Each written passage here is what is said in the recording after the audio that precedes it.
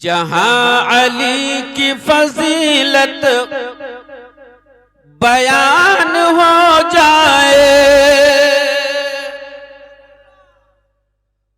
जहां अली की फजीलत बयान हो जाए, जमी जमी न रहे आसमान हो जाए, जमी जमी न रहे आसमान हो जाए। हुसैन तुमने नबी की जुबान चूसी है, हुसैन तुमने नबी की जुबान चूसी है, तुम्हारे मुंह से जो निकले कुरान हो जाए, तुम्हारे मुंह से जो निकले कुरान हो जाए। इजाजत हो तो 4 शेर कि अली से इल्म की खैरात जिसको मिल जाए। जैसे हमारे हजरत अभी बयान कर रहे थे, ऐसा लगता था जैसे समंदर से कूजा कूजा निकाल निकाल करके बांट रहे हैं, है ना। किसी चीज में कोई कमी नहीं आ रही थी। ऐसे मुकर्रिर, ऐसे खतीब की जब तकरीर इस इलाके के लोगों के पल्ले नहीं पड़ सकी, 2-2 बजे रात तक हजरत का नंबर आता है और एक भी बच्चा कुर्सी छोड़ करके जाने के लिए तैयार नहीं होता है। मगर यहाँ का माहौल मैंने देखा, मुझे बहुत तकलीफ हुई है कि इतनी बड़ी हस्ती, इतना बड़ा मुकर्रिर हमारे और आपके दरमियान में, और हम उसकी वैल्यू, उसका वकार, उसकी इज्जत न कर सके, उनकी गुफ्तगू को समझ न सके, तो हम कौन सी जुबान ला करके आपके सामने पेश करें जो आपके समझ में आ जाए। कौन सी जुबान में तकरीर किया जाए। पेवर देहाती भाषा भी नहीं इस्तेमाल कर सकते, मुकम्मल उर्दू भी हजरत ने नहीं बोल दिए हैं। आपने ऐसी जुबान इस्तेमाल किया है कि हर किसी के समझ में आ जाए, फिर भी कोई नहीं समझ पाया। बहरहाल कोशिश करता हूं कि हो सकता है 1-2 जुमले हमारे आपके समझ में आ जाएं। बस शेर हाजिर समात फरमाएं। या अली से इल्म की खैरात जिसको मिल जाए, वो बेजुबान भी पहले जुबान हो जाए।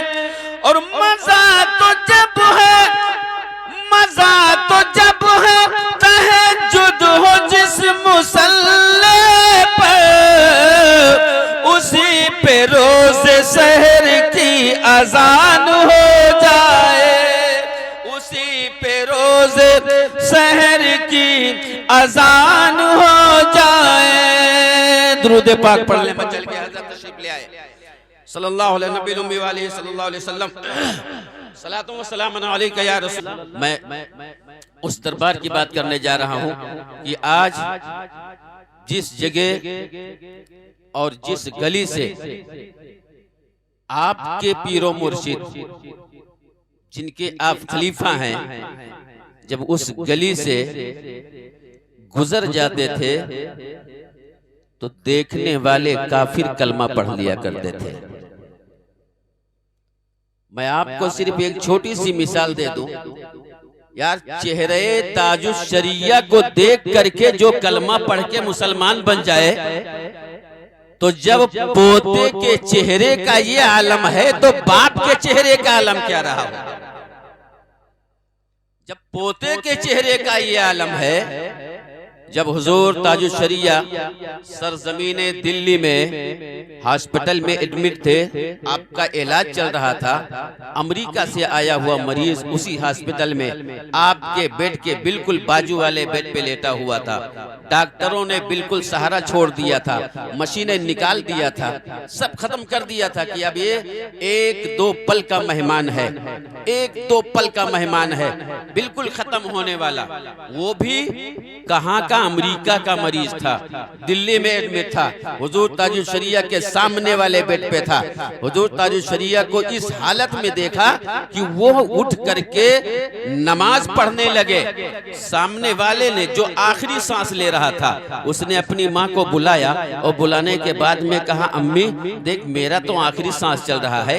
इतना सीरियस मरीज फिर भी वो अपने रब की इबादत के लिए खड़े होकर के इबादत कर रहे हैं। तो कहा, जानती हो ये कौन है? कहा, मैं तो नहीं जानती बेटा। अब उस मरीज ने उनके चाहने वालों से दरियाफ्त किया तो कहा, जानते हो? कहा, ये बरेली शरीफ के हुजूर आला हजरत के नवासे हजरत ताजुल शरिया हैं। कहा, ये ताजुल शरिया हैं? कहा, हाँ। कहा, डॉक्टरों को बुलाओ, अब मुझे इलाज की जरूरत नहीं है, न उनके मशीन की जरूरत है, न उनके दवा की जरूरत है। अब मुझे मेरा इलाज मिल चुका है। जहाँ पे इस वक्त डॉक्टर मौजूद हैं जो उस वक्त इलाज कर रहे थे हुजूर ताजुल शरिया का, वो डॉक्टर भी मौजूद है, वो हॉस्पिटल भी मौजूद है। आज भी तहकीक कर सकते हो, वो मरीज उठा है, हुजूर ताजुल शरिया के कदमों का बोसा दिया है, पढ़ करके कलमा मुसलमान हुआ, माँ से कहा चलो, जिंदगी खत्म हो गई थी, अब जो नई जिंदगी मिली है, अब घर चलेंगे, बाकी जिंदगी गुजारेंगे। ये मेरे हुजूर ताजुल शरिया की करामत है। तो जब नवासों का ये आलम है तो बाप का आलम क्या रहा? जब नवासों का आलम ये है, मुसलमानों ये मदरसा है। इस मदरसे में मिसाल के तौर पर मैं ये नहीं कहता हूं कि सिर्फ उस्ताद का कमाल है, लेकिन माँ बाप की जितनी मेहनतें हैं उससे कई गुना ज्यादा मेहनत उस्ताद की हुआ करती है। जब बेटा घर में होता है, जमीन पे गद्दा लगा करके अगर बेटे को सुला देती है माँ, तो वो प्यार करने वाला बाप आकर के अपने बेटे से कहता है, अपनी बीवी से कहता है, बीवी मेरे बेटे को जमीन पे सुला दिया, ठंडी लग जाएगी, निमोनिया बन जाएगी, जमीन पे मत सुला, चारपाई पे लेटाओ, गद्दे पे लेटाओ, बेटे को ठंडी ना लगने पाए, डायरिया ना बनने पाए, निमोनिया ना बनने पाए। मगर घर पे मैं आपसे कहना चाहता हूँ, माँ बाप घर पे हिफाजत किया करते हैं, मगर कुर्बान जाओ वही बच्चा है। अगर घर पे नमक तेज हो गया है, कहा माँ नहीं खाऊंगा, माँ ने नखरे बर्दाश्त कर लिया, कहा बेटे ठीक है मत खा, दूसरी दाल बना करके तैयार कर देती हूँ। मगर वही बच्चा है, वही जो माँ से प्यार करता है, वही बच्चा है जो बाप देख करके अपने दिल को तसल्ली दिया करता है। उसी को जब ख्याल आता है अब मेरा बेटा ऐसे आम बेटों की तरह नहीं रहेगा, अब मैं अपने बेटे को नबी के दीन के लिए वक्फ करना चाहता हूँ। अब उस बेटे को उठाया है, मदरसे में ला करके डाला है। अब जब मदरसे में डाला है, खाने में नमक है तब भी खाया जा रहा है, नहीं है तब भी खाया जा रहा है, चावल में धान मिला है तब भी खाया जा रहा है, अच्छा चावल है तब भी खाया जा रहा है, सब्जी में शोरबा है तब भी खाया जाता है, सिर्फ आलू की सब्जी है तब भी खाया जाता है। और बिछाने के लिए वही बाप है जो घर पे अगर एक मोटा गद्दा लगा करके बेटे को जमीन पे लेटा दिया है तो निमोनिया के डर से उसको मशहरी पे लेटाया जाता है। मगर मदरसे में ना तो मशहरी दी जा रही है, ना तो डबल बेड दिया जा रहा है। अगर मदरसे का बिस्तरा देखना चाहते हो तो आकर के किसी मदरसे में देख लो, इतना पतला बिस्तरा है कि उस पे कदम रखोगे तो जमीन की ठंडक महसूस होती है। फिर भी मदरसे में उस पतले बिस्तर पे लेट करके भी बच्चे को ना निमोनिया होने पाता है, ना तो डायरिया बनने पाती है, ना उसको बुखार आने पाता है। पता क्यों? इसलिए मुसलमानों कि घर पर जब तक रहता है माँ बाप देखभाल करते हैं, जब मदरसा आ जाता है तो रसूल पाक देखभाल करते हैं। वहां माँ बाप की हिफाजत में होता है बच्चा, यहाँ रसूल पाक की हिफाजत में होता है, क्योंकि माँ बाप ने कुरान की तालीम के लिए उलमाए किराम के हवाले कर दिया है। और बच्चा, वही बच्चा जब कुरान के इल्म को अपने सीने में उतारता है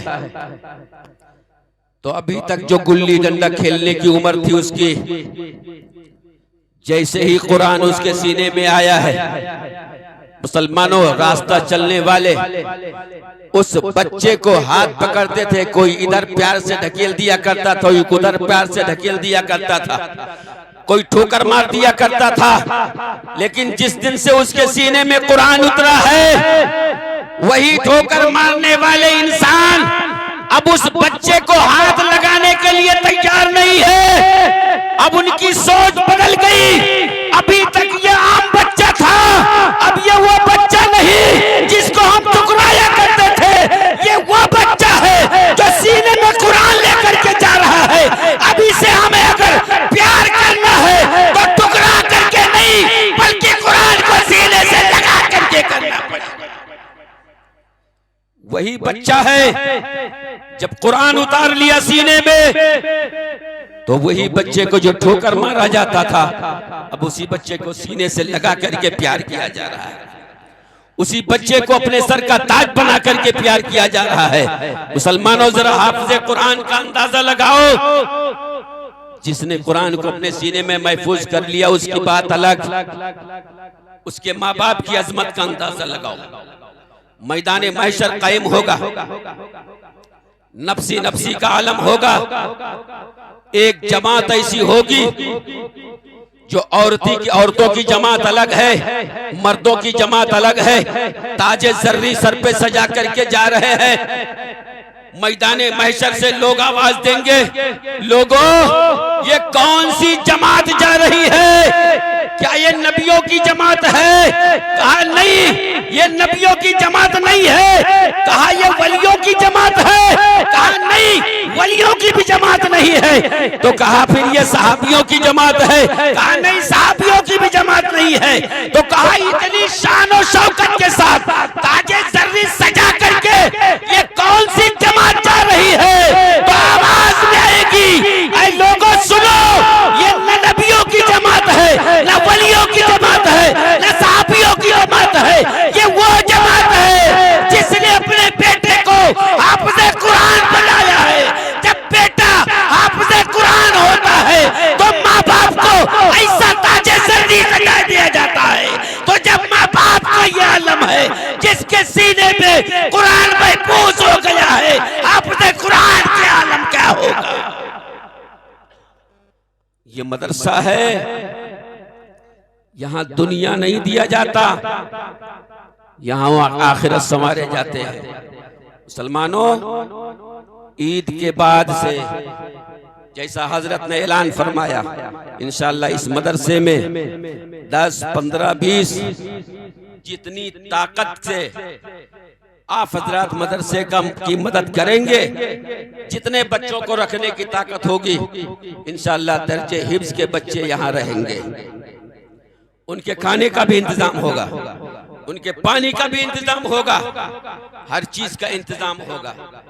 और फिर आप उनके खाने का भी इंतजाम करेंगे, उनके पानी का भी इंतजाम करेंगे, उनके नाश्ते का भी इंतजाम करेंगे, उनके नहाने धोने का भी इंतजाम करेंगे। एक हदीस में बता करके निकल जाऊं, मुसलमानों वही बच्चे जब इस मदरसे में आएंगे या जहां भी मदरसे में पढ़ रहे हैं, आप जाते हैं उन बच्चों को उन पे मोहब्बत कर उनसे मोहब्बत करते हैं। किसी बच्चे को मदरसे से बुला करके पढ़ाई के आउट टाइम में, छुट्टी के टाइम में, बहुत से लोगों को मैं देखता हूँ, हमारे मदरसे में भी आते हैं, हजरत के मदरसे में जाते हैं, जो बच्चों से मोहब्बत करते हैं, उन बच्चों को छुट्टी के टाइम में जाते हैं, धीरे से बुलाते हैं। बुलाने के बाद उनको होटल पे ले जाते हैं, बेटा चाय पी ले, चाय पिलाते हैं, भूख लगी है खाना खा ले, खाना खिलाते हैं, नहाने के लिए साबुन है नहीं है, साबुन दिलाते हैं, कपड़ा धुलने के लिए सरफ है नहीं है, सरफ दिलाते हैं, और कपड़ा तेरे पास है पहनने के लिए नहीं है, कपड़ा दिलाते हैं, दिला करके बाहर से निकल जाते हैं। मदरसे में बताने नहीं आते, बाहर से निकल जाते हैं, और जब बाहर से निकल जाते वो बच्चा हंसता मुस्कुराता हुआ आता है। बोलो मुसलमानों, जब उसने नाश्ता किया कराया है, चाय पिलाया है, कपड़ा दिलाया है, समोसा खिलाया है, हर चीज का इंतजाम किया है, वहां से आने के बाद में जब वो कुरान की तिलावत करेगा, बोलो दिल में उसके उस बंदे का ख्याल होगा कि नहीं होगा? इधर कुरान की तिलावत हो रही है, उधर नाश्ता कराने वाले का ख्याल आ रहा है, इधर कुरान की तिलावत हो रही है, उधर कपड़ा दिलाने वाले का ख्याल आ रहा है, इधर कुरान की तिलावत हो रही है, उधर चाय पिलाने वाले का ख्याल आ रहा है। इसी मंजर को नक्शा खींचते हुए मेरे आका फरमाते हैं, जब मैदान महशर कायम होगा, नफ्सी नफ्सी का आलम होगा, हफ्फाज़ कराम एक तरफ होंगे, आलिम दीन एक तरफ होंगे, औलिया किराम एक तरफ होंगे, सबकी जमातें अलग अलग होंगी, सबकी जमातें अलग अलग होंगी, और जब जमातें अलग होंगी, उलमाए किराम का जब फैसला होगा, हुफ्फाज़ इज़ाम का जब फैसला होगा, उनको कहा जाएगा जाओ, तुमको जन्नत का परवाना मिल चुका है, तुम्हारी मग़फ़िरत हो चुकी है, तुमको जन्नत का परवाना मिल चुका है। अब ये पूरी जमात इकट्ठा होकर के जन्नत की तरफ चलेंगे, और जब जन्नत की तरफ चलेंगे, जन्नत का दरोगा दरवाजे पे खड़े होकर के कहेगा, किधर जा रहे हो? जन्नत में जा रहे हैं। क्यों जा रहे हो? रब ने मुझे जन्नत का परवाना दे दिया है। कहा किस बिना पर? कहा इसलिए हमने बचपन से कुरान की तालीम को आम किया है, कुरान को सीखा है, हाफ़िज़ कुरान बने हैं, आलिम दीन बने हैं, इल्म की जो है इल्म की दीन की तबलीग किया है, लोगों को इल्म सिखाया है। तो कहा इसलिए रब ने मुझे मेरी मग़फ़िरत कर दिया है, मुझे जन्नत का परवाना दे दिया है। तो अब वो जन्नत का दरोगा कहेगा, सुनो, क्या तुम घर पे बैठ करके हाफ़िज़ कुरान हुए थे?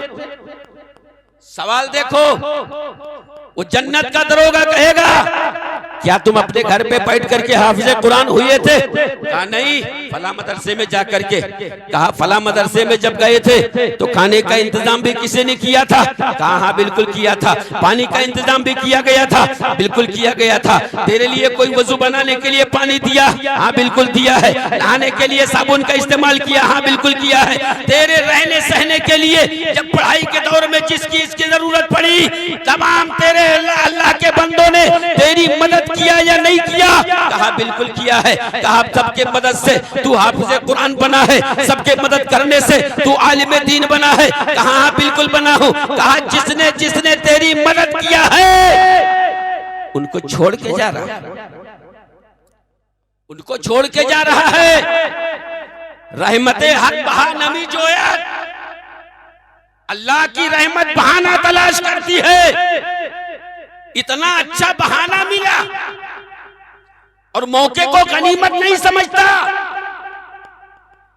आज सुन ले, रब ने तेरी मग़फ़िरत कर दिया है।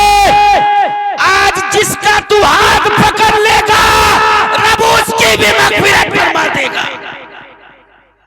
तो अकेला क्यों जा रहा है?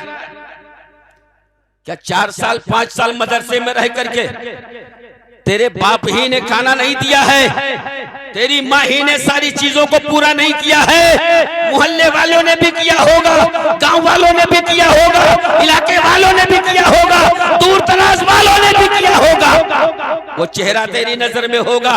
कहा बिल्कुल है। तो कहा पलट जाओ, मैदाने महशर है, पूरी दुनिया के लोग हाजिर हैं।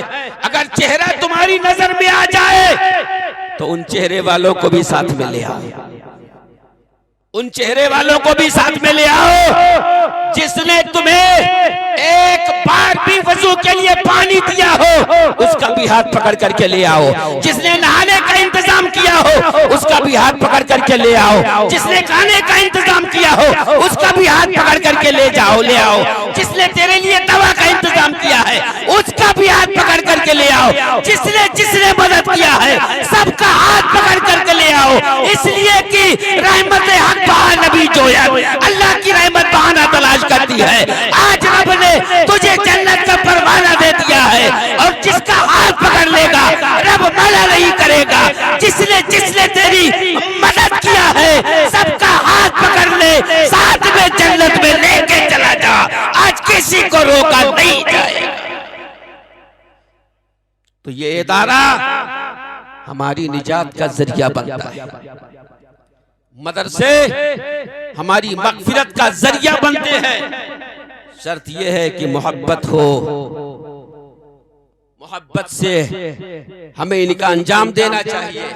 मेरे आका फरमाते हैं तलबुल इल्म फरीदतुन अला कुल्ली मुस्लिमिन व मुस्लिमा। इल्म दीन का सीखना हर मुसलमान मर्द और औरत पर फर्ज है। क्या फरमाया? फर्ज है। मेरे सरकार नफिल भी कह सकते थे। उलमाए कराम के तवज्जो का तालिब, हुजूर दुआओं का तालिब। मेरे सरकार सुन्नत भी कह सकते थे, नफिल भी कह सकते थे, मुस्तहब भी कह सकते थे, वाजिब भी कह सकते थे। नहीं, ना तो मेरे आका ने इल्म को सीखने के लिए ना तो सुन्नत कहा है, ना तो वाजिब कहा है, ना तो मुस्तहब कहा है, ना तो नफिल कहा है, डायरेक्ट फर्ज कहा है। फर्ज कह करके मेरे आका ने ये अहमियत को दिया कि आए मेरे गुलामों, आए अल्लाह के बंदो, अगर फर्ज से दूर हो गए तो तुम्हारी दुनिया की जिंदगी भी तबाह हो सकती है, आखिरत की भी जिंदगी तबाह हो सकती है। और अगर फर्ज को हासिल करने में कामयाब हो गए तुम्हारी दुनिया भी समझ सकती है, आखिरत। फर्ज इसलिए कहा इल्म की अहमियत समझो। ऐसा नहीं घर में एक बेटे ने पढ़ लिया तो सब फर्ज से अदा। बोलो घर में एक बंदा नमाज पढ़े तो क्या सबके ऊपर से नमाज खत्म? नहीं खत्म होती। जैसे नमाज सब पे फर्ज है, ऐसे इल्म दीन का सीखना भी सब पर फर्ज है। एक तो हम इल्म से दूर रह करके फर्ज पे अमल नहीं करते, ये अलग गुनाह, और उलमाए किराम पे तंज करते हैं, ये डबल गुनाह। और जो पढ़े लिखे नहीं है ना, वो क्या कहते हैं, हम अगर गुनाह करेंगे तो अल्लाह माफ फरमाएगा इसलिए कि हम जानते नहीं। कहते कि नहीं कहते? ये हमारे ऊपर वार करते हैं।